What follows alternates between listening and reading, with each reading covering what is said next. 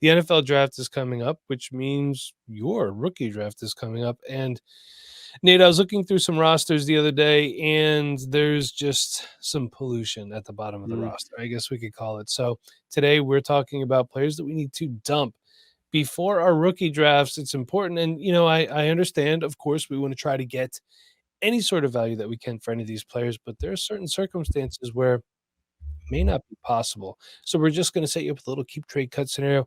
Got some players listed here. Nate, let's get right into it. Let's start out. I know you are not a fan, but Houston Texans running back Dameon Pierce, keeping, trading, cutting. What are you doing? I know Bob asked, he was like, who do you guys want to talk about in this segment? He gave us a list of names. I pointed out Dameon Pierce. He asked, Nate, if I put Dameon Pierce on this episode, are you just going to say I told you so? And I said, yes. I'm going to say, I told you so. Dameon Pierce, he still has some value, though, so I'm not cutting him. He still had a pretty good rookie season, just he didn't get to keep his job. As soon as there's an opportunity for somebody else to take that job, someone else got it. Devin Singletary did a pretty good job with that. And then they brought in Joe Mixon because they're putting together a really good offense over there in Houston. So Dameon Pierce still the backup as of right now. I do expect them to add another running back in the draft, another day 3 running back in the draft. So with that being said, I do want to move him. I'm targeting the Joe Mixon owners. So even if I can get a third, like a late third, I'd be fine with as well. Just trying to get a re-roll on a day 3 running back at this point. I think there's a couple of day 3 running backs in this draft class that I feel pretty similar to how I felt about Dameon Pierce back in the day. So, if they land in an opportunity, there might be, a situation where you move this guy for a 3rd round pick and you're still getting something decent out of it. So I think that there's some caveats in some of these guys that we're talking about. So I'm trading if I could find a believer. If not, and I'm not going to get a good deal, I'm just going to hold on to him for now because Mixon is getting older. He's approaching 30. He's taken a lot of carries in his career. But the reason why I would look to move him, he's not going to have as many opportunities as he did last year with Mixon in town. Mixon's healthy. He's going to get, I would say, probably 75 to 85% of the snaps. I think would probably be a good estimate. Could possibly even be more in some games. So look at this. Last year, Dameon Pierce was supposed to be the guy, right? We went in all intents and purposes. Dameon Pierce is our guy. He had a good rookie season. He had 145 carries and 13 receptions, while Devin Singletary, who's supposed to be running back B in that committee, 216 carries and 30 receptions. Joe Mixon had 257 carries and 52 receptions. So we see that Mixon can do it. He's done it numerous times. Dameon Pierce also missed 3 games in 23 with an ankle sprain, made his efficiency plummet, Nate, from 4.3 yards per carry to 2.9 yards per carry. Gross. And look, you know what? He also missed 4 games in 2022 with a high ankle sprain. So 2 years back to back here with ankle injuries. Is there a concern? I don't know. I mean, I understand that's one of those things, but it's a repeated thing now. So I think at best right now and for the rest of his career, Dameon Pierce could be a high-end backup, and that's about it. I would say during the draft, I'd look to move him. yeah, Right now, his value at keep trade cut is a 24th third. Can I get a late second? I don't think so. 2/3, maybe staggered thirds, a third and a fourth, straight up late third. Probably all you can get for Dameon Pierce right now. that's what I'm thinking. And, you take a look at the final 6 games of last year for Dameon Pierce. Over the final 6 games, including the wild card and the divisional game, he had 19 rushes for 34 yards, 0 touchdowns on the ground, 3 receptions for 13 yards, and had 0 touches against Baltimore in the divisional round. Gross. Not good. Not a great end to the season. No, Devin Singletary, also Devin Singletary, a buy for me right now. He's just a guy that they're always trying to replace wherever he is, Buffalo, Houston, and he's just always really productive. So right now he's the running back 1 for the New York Giants. And yeah, is it a bad situation? It is, but someone's got to make the most of it. Why not him? But hey, let's move on and talk about our next guy, and that is Seattle Seahawks tight end Noah Fant. But what are you doing? Keeping, trading, cutting? Yeah, I am keeping Noah Fant. Currently he is the tight end 1 on the Seattle Seahawks depth chart. And since 2010, Mike, he ranks 16th for most fantasy points from any tight end over their first 5 years. Really? He's got 252 receptions in that time, which ranks 14th for tight ends in their first 5 years. Tied with Eric Ebron, actually, and right ahead of Dallas Goedert. David Njoku, who on his first 5 years only had 148 receptions. So sometimes these tight ends take a while to develop. Sometimes they take a while to break out. Noah Fant, we know he has the talent. He had the draft capital because he was a great prospect coming out of college. So maybe this is finally his chance. And he's still cheap enough. I don't think I can move him for enough at this point where it would be worth it. I'm also a tight end hoarder. I think you probably are the same. I So, was really not me. so like I'm going to keep Noah Fant at the bottom of my roster. I usually have like 2 or 3 tight ends on my bench there. Right now, like I said, he's the tight end 25 on keep trade cut. So I don't feel like I can get a lot for him. And with the upside that he has, being the only really good tight end on that roster right now, I think there's some upside there. Going back in time, in 2020 and 2021, he was the tight end 11 and tight end 12 in points per game, respectively. Okay. So he's shown us he can have production. That was with the Broncos in a different situation. The Seahawks traded for him when they moved Russell Wilson. This is his opportunity. If he can't do it this year, I'm going to be out on Noah Fant, but I want to give him one more chance because of the opportunity now and the fact that over the past 4 years, he has been top 12 in tight end separation per player profiler. So he's athletic. He can get down the field. He separates from linebackers. He's only 26 years old. There's still upside here with Noah Fant. I'm definitely keeping him. I'm going to do the same thing, but I'm going to be realistic about it too. We're not getting a stud tight end, although the upside is there. He was tight end 32 last year. Seattle had some very inconsistent quarterback play. He was tight end 17 in 2022 when Geno Smith had a resurgent season. Could be a good solid bye week fill-in, injury fill-in guy.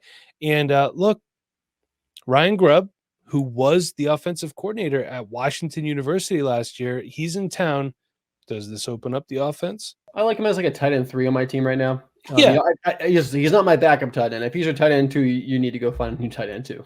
Exactly. So let's move on and let's continue the disappointment streak. And let's talk about Carolina Panthers running back Miles Sanders. Nate, you got to say I told you so. And everybody that I told to buy Miles Sanders and it didn't work out, they get to say I told you so to me. Hey, I'm sorry. It looked like it was going to be a good fit. Go by Chuba Hubbard. But what are you doing with Miles Sanders? I guess I'm keeping him because I can't trade him for anything right now. And the fact is, he has been a good running back before. We've seen running backs come back after one bad year and still have some kind of significance. Maybe, I don't expect Sanders to come back and even have like a top 24 year, but there's going to probably be weeks where you will start him. Say Chuba gets hurt. Miles Sanders, I do think can fill in. I don't think he's necessarily as bad as he was last year. That Panthers offense was really bad last year. Yeah. Right now, RB 59, 253 overall on keep trade cut.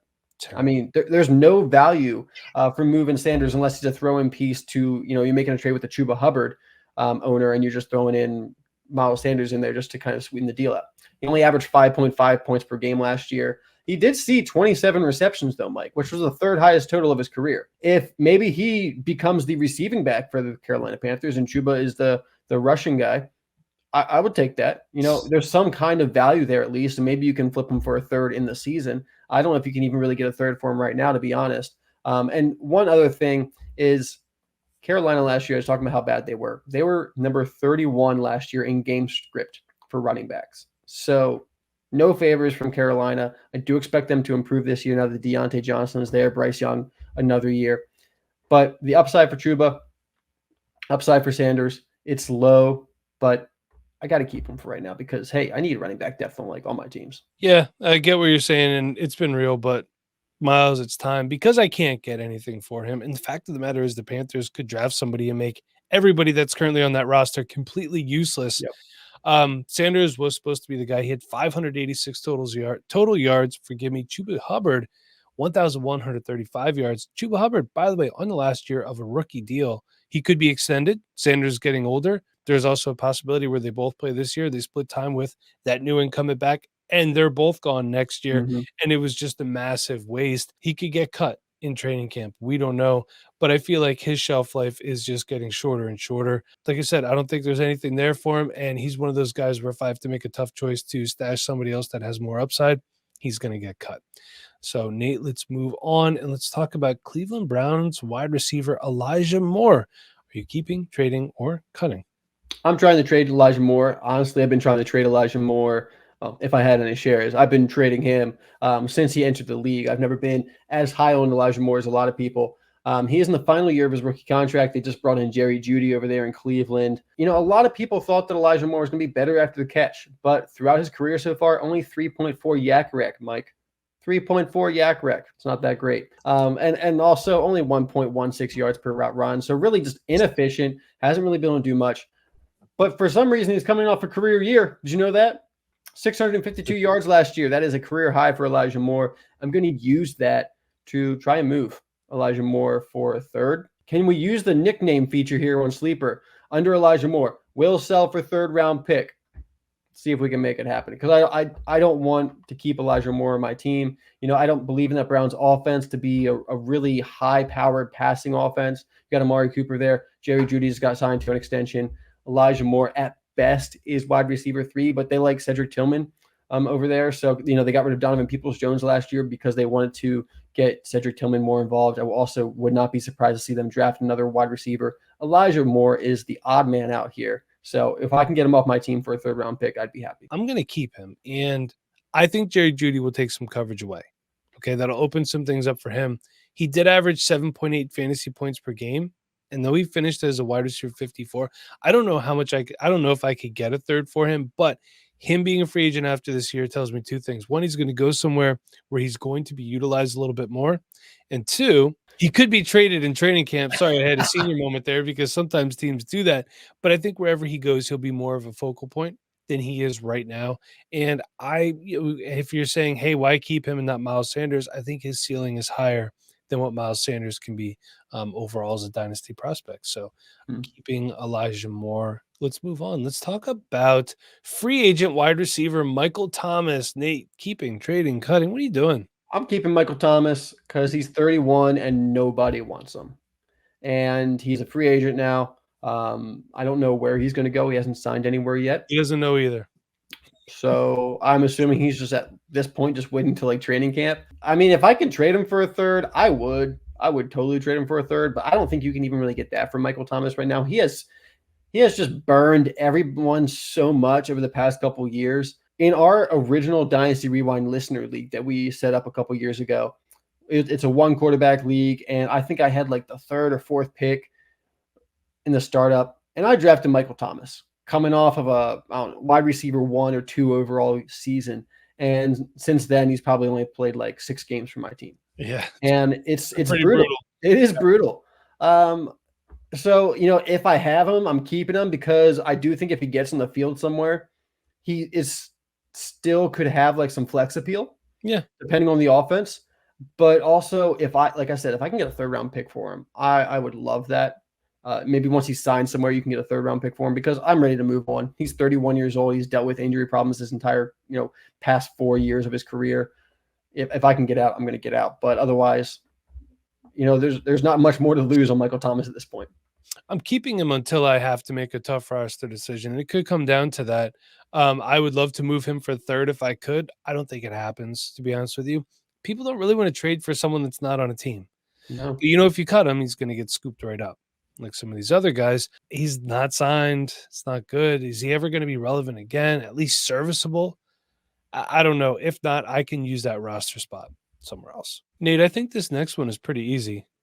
Are you keeping, trading, or cutting free agent running back Cam Akers? Cutting Cam Akers. I don't have any Cam Akers. Never have had any Cam Akers.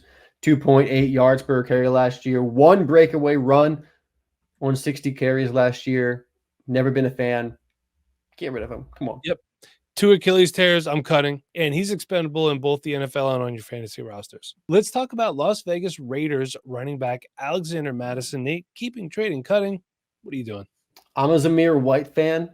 So, I don't think Stan. I don't know about that, but we'll see.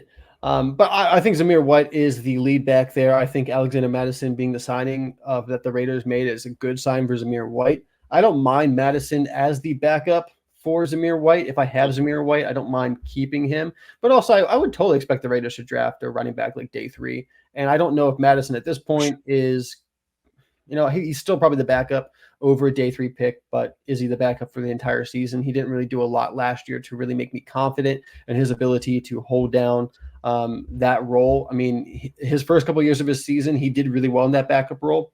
But the last, 2 or 3 years, his efficiency has gone down. He has not looked as good. And when he got that full-time role, he was not able to step up to the plate. So, if I don't have Zamir White, I'd be targeting the Zamir White owner. You're trying to move Middison in a fourth for a third, Middison for a third straight up, seeing what I can do because I'm pretty out on Alexander Middison at this point. That being said, I'm holding on for now. Zamir White has an opportunity. He has potential, but he's also never done it as a full-time starter. Now, Alexander Middison, odd, does have a career 4.1 yards per carry, but Nate, he only has 6 career touchdowns. He's been in the league since, I believe, 2019. He's actually a pretty decent receiver, though. 100 catches, 718 yards, and 6 touchdowns. So I think he's a better receiver than rusher at this point. 7.8 yards per reception in his career. This could be a chance for him to resurrect his career as a high-end backup.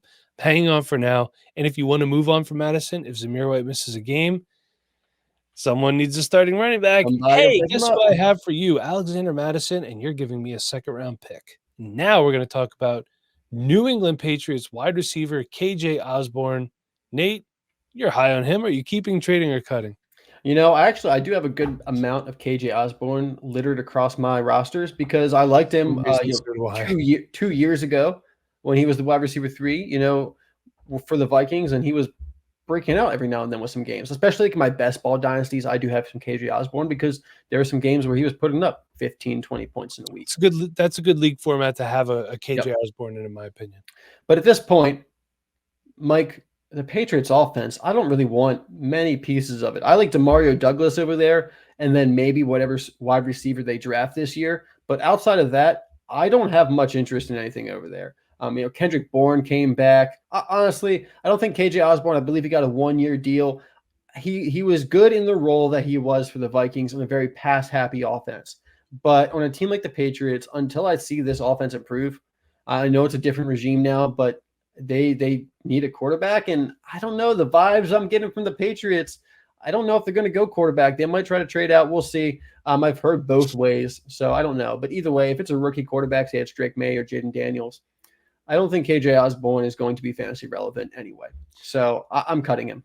I'm actually keeping him, and I think this could be one of the things where we've seen these new regime offenses, they come out and they flash a little bit in the first couple of weeks because people don't know what to expect. We got Jacoby Brissett there, who's at least competent. Bailey Zappi has shown when he's gotten in the game, he's been better than expected. And I mean, we're looking. Keep bringing up Bailey Zappi. This is why I keep sending you that trade offer, Mike, because you keep bringing him up all the time.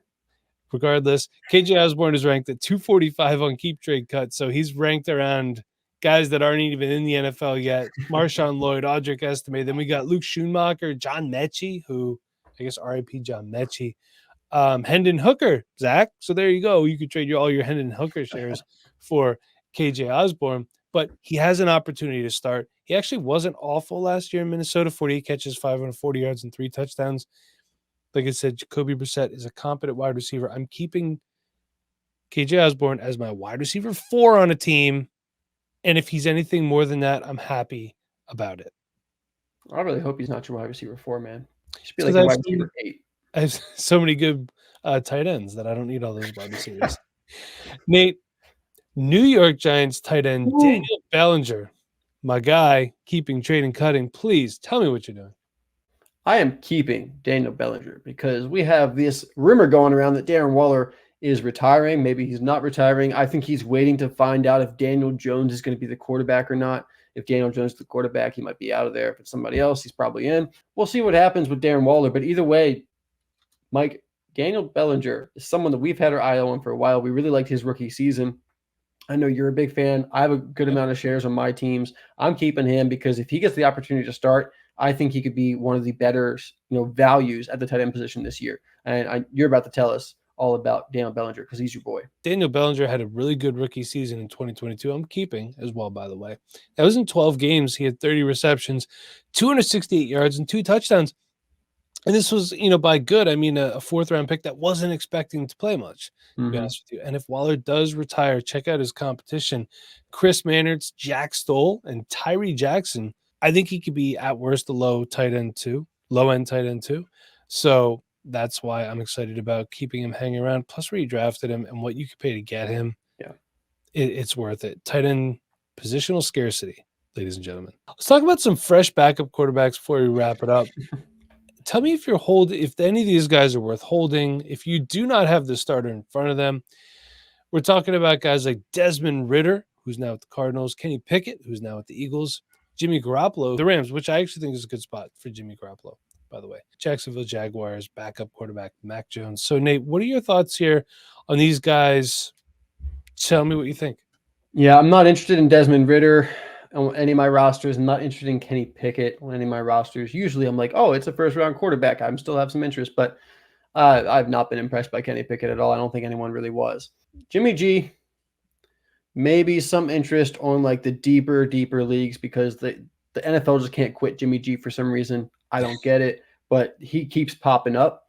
And he's behind Stafford now, who is older, has dealt with injury before, as much of an Iron Man as he is playing through injury. I think there's opportunity for Jimmy G, and if he steps in and he's throwing to Puka Nacua and Cooper Kupp, he'd be a pretty good end of the season starter for you in a Superflex league. And then Mac Jones. I still have interest in Mac Jones. I like Mac Jones a lot coming out of college. He does have the first round draft capital. He had a pretty good rookie season, but the Patriots offense, they did him no favors. They didn't really bring in any weapons around him. Matt Patricia was the offensive coordinator for a year, and he's a defensive coordinator. Like that whole organization just started to just decline so rapidly after Mac Jones's rookie year. I don't want to take all that blame and put him on him. He's behind Trevor Lawrence now. I don't know if there's a lot of opportunity there, but as a hold in a deeper league that's super flex, I still have some interest in holding on to Mac Jones. I'm not looking to move on from any of these guys right this second in April. Quarterbacks get hurt every year in preseason or after playing for 2 minutes and 40 seconds and their opener against Buffalo. So you never know when these guys are going to be called up. Even if their direct starter doesn't get hurt, another one can. And then these guys get traded into a starting role. We've seen it before. You know what I mean? In that case, you can move on from these guys. You could sell them to whoever wants them, or you have a starting quarterback. It's kind of a win-win either way. That being said, if I had to not, choose whether I'm keeping these guys or not, gun to my head, do you really want these guys? Yes or no? I'm kind of out on Desmond Ridder. He did show some sparks last year, but I just think he's a backup quarterback.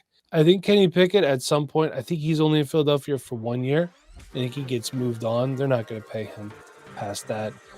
So maybe if you have a lot of room, a freaking huge roster. Jimmy Garoppolo to Davis Allen intrigues me a lot, to be honest with you. And Mac Jones, I'm still in on as well because the reasons you said. I think he was dealt a raw deal. Yeah, I think he's a good quarterback, honestly. I think if you put him in a competent offense around him, I think Mac Jones could be an NFL starter. That's going to do it for us, everybody. Thanks for listening. Thanks for hanging out. Don't forget, free 7-day trial on the Patreon. Week free. It's on me. Patreon.com/Dynasty Rankings. Come up in the Discord. Say hi. Until next time, everybody, for Nate, I'm Mike. Thanks for listening.